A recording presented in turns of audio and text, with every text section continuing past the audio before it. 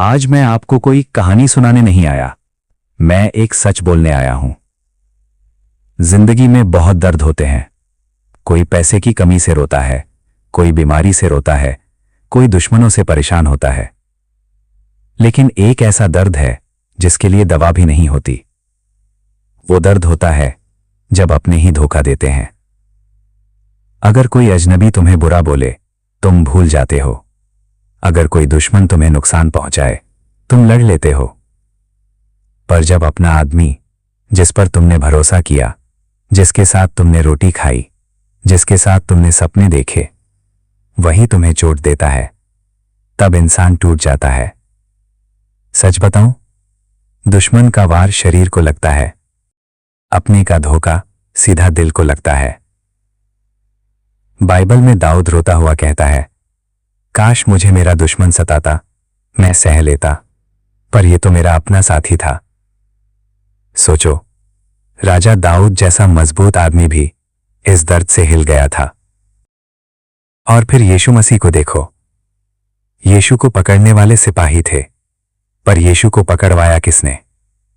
यूदास ने, उसका अपना चेला। 3 साल तक उसने यीशु को देखा, अंधों को देखते हुए, लंगड़ों को चलते हुए, भूखों को खिलाते हुए। उसने प्यार देखा, दया देखी, सच्चाई देखी। फिर भी सिर्फ 30 चांदी के सिक्कों के लिए उसने यीशु को बेच दिया। ये बात समझना बहुत जरूरी है। यीशु को दुश्मनों ने क्रॉस पर चढ़ाया, पर यीशु को उनके हाथ तक पहुंचाया अपने ने। इसीलिए कई बार समुदाय बाहर के लोगों से नहीं, अंदर के लोगों से टूटते हैं। आज भी लोग पूछते हैं, अपने लोग अपनों को क्यों बेचते हैं?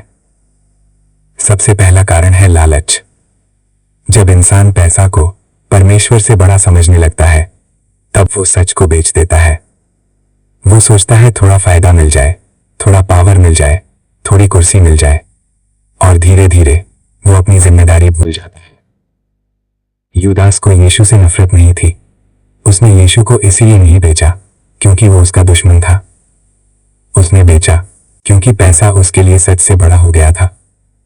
और जब पैसा दिल में बैठ जाता है, तो वफादारी दिल से निकल जाती है। दूसरा कारण होता है डर। कुछ लोग गलत नहीं होते, पर कमजोर होते हैं।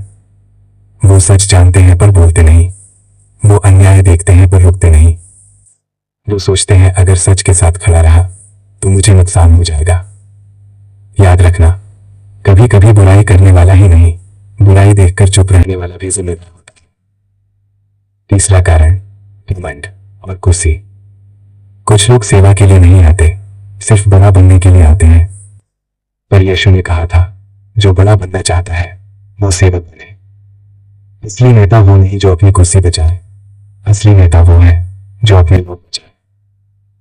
यूदास ने सोचा उसने जीत लिया, उसके हाथ में सिक्के आ गए, पर उसके दिल से शांति चली गई। रात को वो सो नहीं पाया, उसका ज़मीर उसे सोने नहीं दे रहा था। और एक दिन वो टूट गया।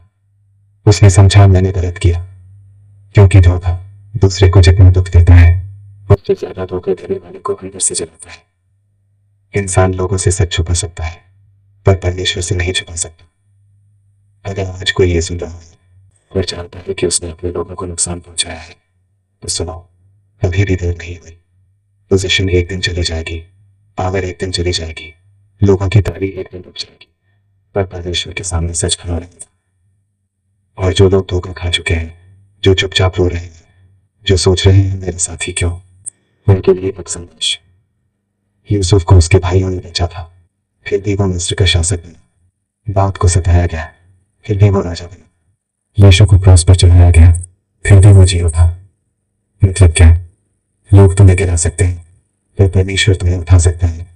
आज तुम कमजोर लग रहे हो, पर हो सकता है परमेश्वर तुम्हें कल इतना मजबूत करे कि दुनिया देखे। इसलिए बदला मत लेना, नफरत मत रखना। नफरत आग की तरह होती है, दूसरे को कम जलाती है, खुद को ज्यादा जलाती है। एक दिल बनाए रखो, सच का साथ दो, क्या करो।